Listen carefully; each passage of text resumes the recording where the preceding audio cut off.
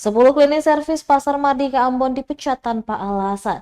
Gaji 4 bulan belum dibayar. Sejumlah klinik servis di Gedung Pasar Mardika Ambon diduga dipecat tanpa alasan.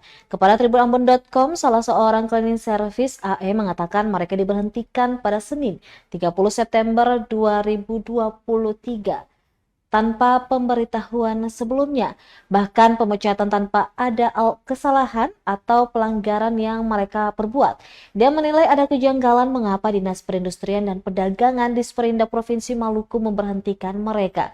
Padahal sejak pertengahan tahun 2024, para pekerja tidak lagi berada di bawah naungan Disperindak, namun ditangani oleh perusahaan outsourcing selaku pihak ketiga. Selain itu, dirinya juga menuntut gaji selama 4 bulan yang hingga kini belum dibayarkan, yakni sejak Februari hingga Mei 2024. Terpisah dari itu, PLT Kepala Bidang Perdagangan Dalam Negeri PDN Disperindak Provinsi Maluku, Rofri Watimuri, membantah hal tersebut. Dia menjelaskan sejumlah karyawan itu tidak dipecat, melainkan dirumahkan sementara waktu. Kebijakan itu diambil mengingat operasional Pasar Mardika belum berjalan maksimal sehingga dibutuhkan penyesuaian anggaran operasional.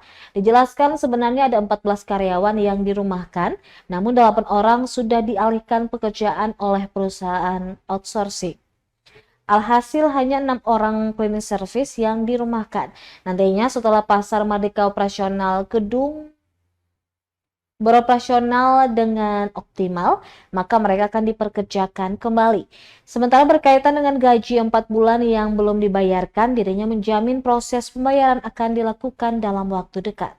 Download Tribun X sekarang, menghadirkan lokal menjadi Indonesia.